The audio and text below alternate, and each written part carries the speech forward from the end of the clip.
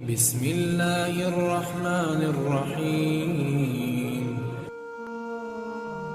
تمام تعریفیں اللہ تعالیٰ کے لیے ہیں، وہی نیک لوگوں کا ولی ہے۔ میں گواہی دیتا ہوں کہ اللہ کے سوا کوئی معبود نہیں ہے، وہ یکتا ہے، اس کا کوئی شریک نہیں۔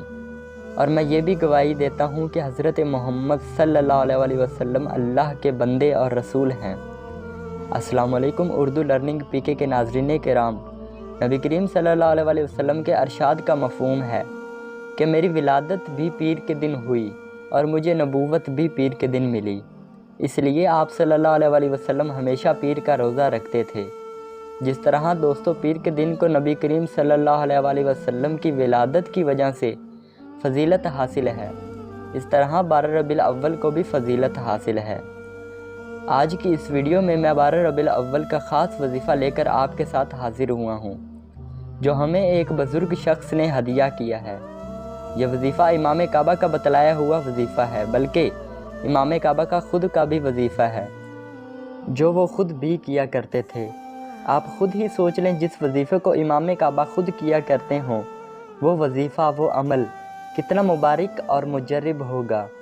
یہ وظیفہ انہی بزرگ کے زبانی سناؤں گا، ان کا مکمل میسیج آپ کو بتاؤں گا، کیونکہ انہوں نے فرمایا تھا کہ یہ میسیج زیادہ سے زیادہ لوگوں تک پہنچانا ہے، لہٰذا آپ نے اس ویڈیو کو زیادہ سے زیادہ لوگوں تک پہنچانا یعنی شیئر کرنا ہے۔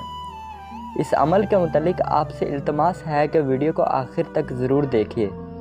چلیے دوستو، بغیر کسی تاخیر کے ان بزرگ کا میسیج آپ کو سناتا ہوں، وہ عمل، وہ طریقہ آپ کو بتلاتا ہوں۔ یہ طریقہ مکمل غور سے سننا ہے تاکہ آپ یہ عمل صحیح طریقے سے سمجھ سکیں۔ طریقہ کار کچھ یوں ہے کہ اس عمل کو 12 ربیع الاول کے دن لازمی کریں۔ اگر 12 ربیع الاول کے دن رہ جائے تو 12 ربیع الاول کے مہینے میں کسی دن بھی ضرور کر لینا ہے۔ عمل یہ ہے کہ 12 ربیع الاول کے دن ظہر کی نماز کے بعد 4 رکعت نفل ادا اس طریقے سے کرنے ہیں کہ ہر رکعت میں سورۃ الاخلاص 3 مرتبہ پڑھنی ہے۔ اس طریقے سے 4 رکعت ادا کرنے کے بعد آپ اس نماز کا ثواب نبی کریم صلی اللہ علیہ وسلم کی بارگاہ میں ہدیہ کر دینا ہے، اور اس کے بعد پورے یقین کے ساتھ اللہ تعالیٰ سے دعا مانگنی ہے، اپنے رزق حلال کے لیے دعا مانگنی ہے۔ کوئی مسئلہ، کوئی پریشانی ہو، کوئی حاجت اور کوئی مقصد ہو، اس کے لیے دعا مانگنے پر ہر جائز حاجت اللہ تعالیٰ پوری فرما دے گا۔ نبی کریم صلی اللہ علیہ وسلم کے وسیلے سے آپ دعا مانگیں گے تو اللہ تعالیٰ پوری فرمائے گا۔ اس عمل کو زیادہ سے زیادہ شیئر کریں۔ اللہ تعالیٰ آپ کو یہ عمل کرنے کی توفیق عطا فرمائے، آمین آمین۔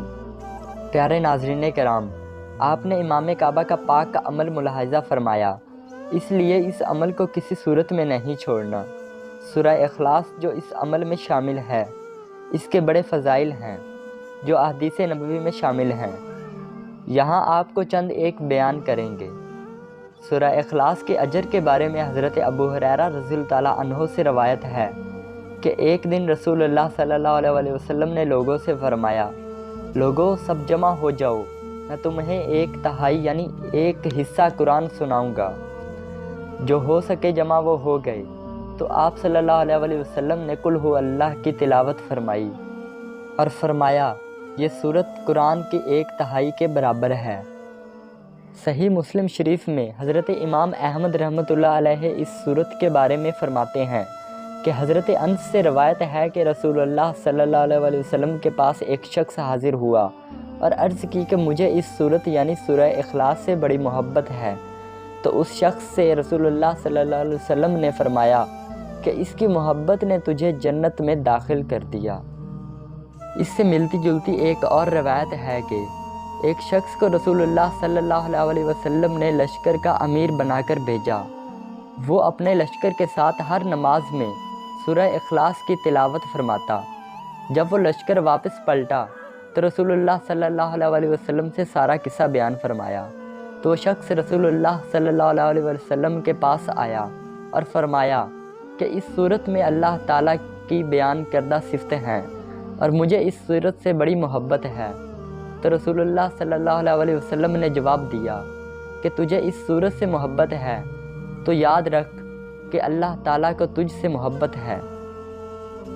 اسی طرح ایک اور روایت میں ہے کہ جو شخص سورہ اخلاص کی 10 مرتبہ تلاوت فرماتا ہے تو اللہ تعالیٰ اس کے لیے جنت میں ایک محل بنا دیتا ہے۔ تو آپ روزانہ کتنے محل بنا سکتے ہیں؟ کتنے کم وقت میں آپ یہ ثواب حاصل کر سکتے ہیں؟ سبحان اللہ۔ امید کرتا ہوں دوستو آج کی ویڈیو سٹوری آپ کو بہت اچھی لگی ہوگی۔ اگر ویڈیو اچھی لگی تو ویڈیو کو لائک کر دیں، اور اگر آپ اس چینل پر پہلی دفعہ آئے ہیں تو اس چینل کو ضرور سبسکرائب کر لیں تاکہ آپ کو اس طرح کی مزید نوٹیفیکیشن آپ کو ملتے رہیں۔ شکریہ۔